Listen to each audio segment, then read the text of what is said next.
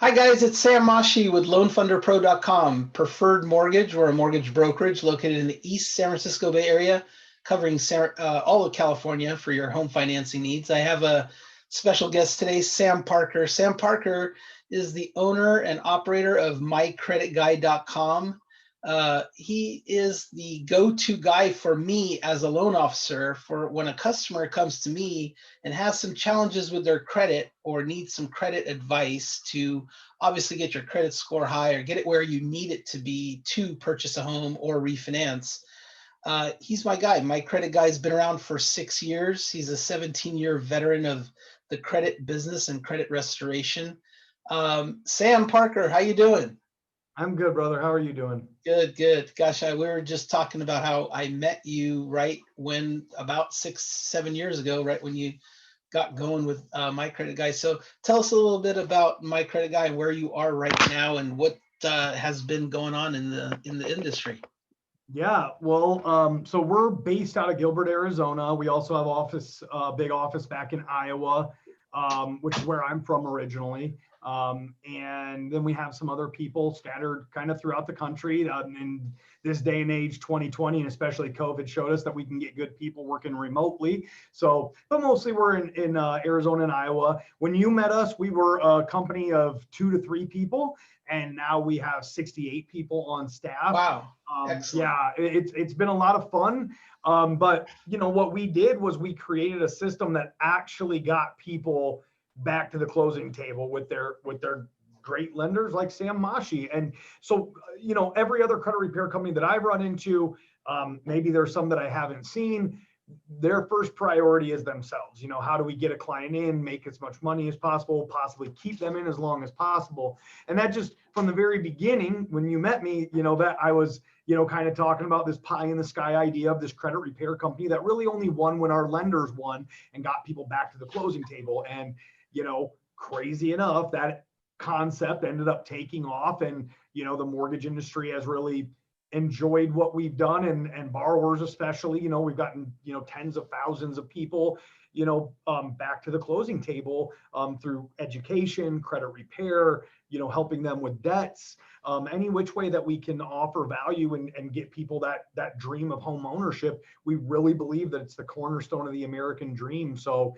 we got to make it happen. Yeah, definitely. And I can vouch for you because obviously I use you, and I have one particular case in mind where I took an application, the credit scores came back at somewhere around 523 or so.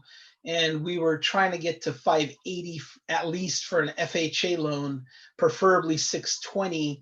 You went to work and there was some stubborn stuff on the credit report. And I remember them conveying that to you, went straight to the point, started working on it. It was probably around 30 days. We got the first update, and then I think before 90 days, I got the email saying, hey, go ahead and pull credit. We pulled credit. They're at 710 credit score and got them approved and got them into escrow. They got into escrow. They were purchasing a home at that time. So I can attest to that. And that's exactly that's why I have you as a go-to, and worked out really great. So I just have 3 things I want to talk to you about, just to cover 3 topics that come up a lot. And I take an application, and a customer's first response a lot of times is, hey, I don't want my credit report pulled because as soon as I pull the credit report, that credit score is going to drop. What do you say to that? What's your take on that? My thing is, I talk to them a little bit more liberally than I think a loan officer usually does, because, you got to care about what they are thinking. And where I just want to hit them between the eyes, and I just say, listen, quit worrying about the small stuff. A mortgage inquiry is probably going to cost you anywhere from 0 to 3 points if you somehow land outside of the 45-day window that the industry allows you to have credit pulled in that industry. A lot of people think it's only 30 days. We tell clients 30 days also because we want them to be, we would rather have them err on the side of caution, but technically in the mortgage industry, it's 45 days that you could have multiple inquiries pulled without it supposedly affecting your credit score. That being said, let's say it costs you 5 points. Let's say it costs you 10 points. You're going to a bank and asking for hundreds of thousands of dollars that are not yours. And one of the only stipulations that they have is, well, we got to pull your credit to see if you're a good risk or not. And so to sit there and say, I want $400,000 or 200,000 or 600,000, but then say, but don't pull my credit, it's just kind of, you're talking out of two sides of your mouth. So you just have to realize it's part of the process. They got to look at your credit, and it doesn't matter what Credit Karma said, because this bank is protecting their money. They got to decide if you're a good risk or not. And so it just is what it is. You have to have credit pulled. There's nothing that Sam can do about it. Sam can't wave the magic wand and say, on this one, we won't make you. You have to have credit pulled. Just know it's going to cost you probably zero, more than likely 0 to 1 point, maybe 3 points. But if you think that having credit pulled once dropped you 20 points, show me your credit report and I'll show you the credit card balance that went up, the collection that hit your report, the late pay, something else that actually cost you those points, but it is not the inquiry. Yeah, I think I tell that, I've said that many, many times, is there's got to be a million factors that are involved in your credit score. Credit pulling is probably one out of a million, items. So definitely. And then the other one that comes up a lot is, people will get a copy of their credit report and will identify a collection account. And sometimes they don't even know what it is. Sometimes it pops in their mind. They remember what it was from way long time ago or something like that, but it's a collection account. Their first instinct is to say, oh, I know exactly what that is. It's only $300. It's only $1,000, whatever. And they go and pay it off. What do you think about that? Well, first of all, I would congratulate that person and say your mind is in the right place. You're being proactive and you're willing to do the things that you need to do to get your family qualified, which in some cases is bite the bullet and pay a debt that you disagree with, or in a lot of cases is pay off something that you would kind of hope would just go away, or that you would hope would be lost in time, right? And so first of all, congratulations. Second of all, stop. Don't do that. Because what happens when you go and you pay a collection, a third-party collection, the debt has been sold to XYZ collection company or a law office, and they're trying to collect on it. When you pay on that debt, let's say it's 4 years old, there's a thing called a date of last activity, which is keyed off of the last time that a payment was made, the first time that a payment was missed, that date that kind of coincides with each other.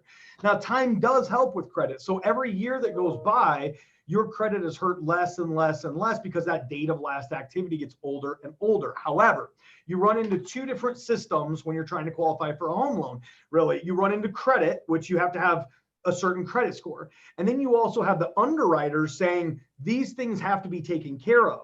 Well, when you pay a collection off, it updates what's called the date of last activity on a negatively rated account, and the credit scoring's algorithm eyes are not smart enough to say, oh, this person was making good on an old debt. All they see is that date of last activity got updated. So then it drops your credit scores.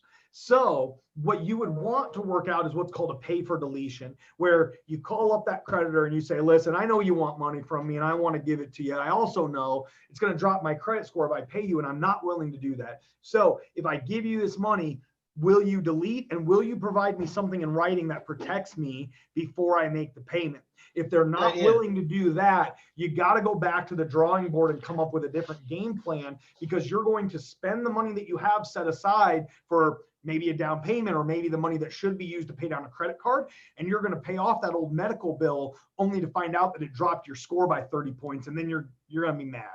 Yeah, don't do it. I've seen it all. We're trying to do everything we can to keep our credit spotless and perfect. And what I would say, out of all the things that you can do to keep your credit scores maintained and keep them high, and what would be the top 3 things that you think you would tell somebody, hey, do these 3 things and you'll be in good shape with your credit scores? Yeah, so daily practices, monthly, weekly practices really are going to have a big impact on your credit score. So number 1, take 1 hour today, probably less than that, more like 15 minutes, and go through and put every bill that you have on auto pay. It's 2020.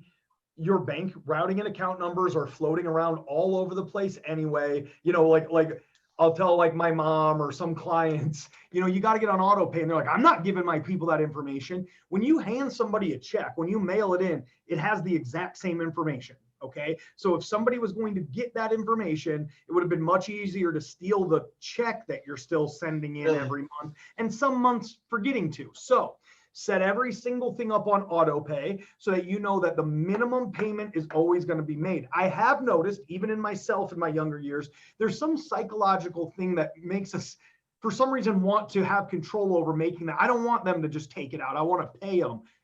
Well, it's just silly. You got to let go of that. It's an immature thought process. Just make sure that you protect yourself. And to protect yourself is to know that a $20 minimum payment isn't going to accidentally drop your scores by 80 points when it doesn't get made. So take an hour, put your auto loan, put your 2 or 3 credit cards on there, put your student loan. All of those things can be on auto pay, every single one of them.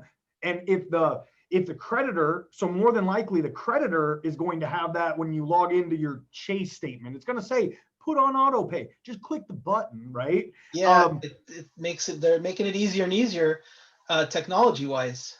They really are. They really are. And if they don't have a bill pay, your bank does. Your bank's online interface is going to let you set up that on the 2nd of the month, a check is literally cut from your bank and sent to your mortgage company every month. Like there are those systems in place. Protect yourself from yourself by setting up auto pay.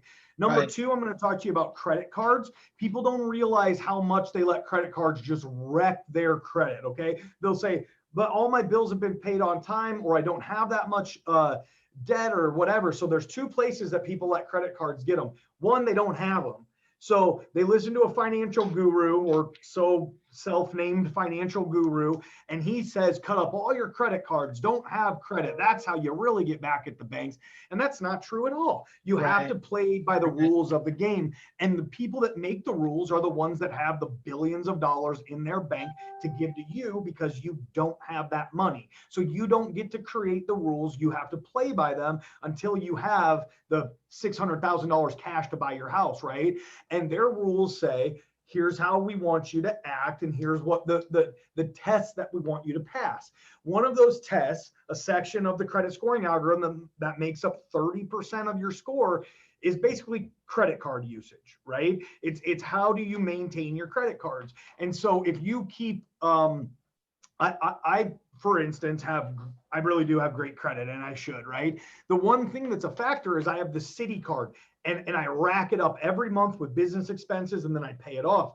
Last month alone, I had let that thing, we had a new office opening, we had a bunch of expenses, and I let that thing get close to the max. That dropped me 85 points, because that was my biggest credit card that by far makes up the biggest section of that 30% of credit usage. And I paid it back down, and boom, of course I got 90 points. So it went the other way, but people don't understand how much that has an impact. And especially if you only have 1 or 2 credit cards, Sam, and they're both maxed out, that's your 100% representation of that section of credit is in those 2 credit cards. And basically what you're doing is you're failing. Like if it was like let's say it's a grade in school, and you kind of have a cumulative grade based on 5 classes, you're failing your second biggest class. It's not that you're not going, it's that you're failing the test. And the test is keep your credit card balance to limit ratio below 50% always. Keep it below 30% in a great world, and in a perfect world, maintain between 5 and 10%, and you're going to be winning the game. You're going to be showing those banks, look, you give me these options, you give me this responsibility, watch me crush it. I don't need it. I use it as a tool. I use it here and there, and then I make sure that it's paid down and maintained.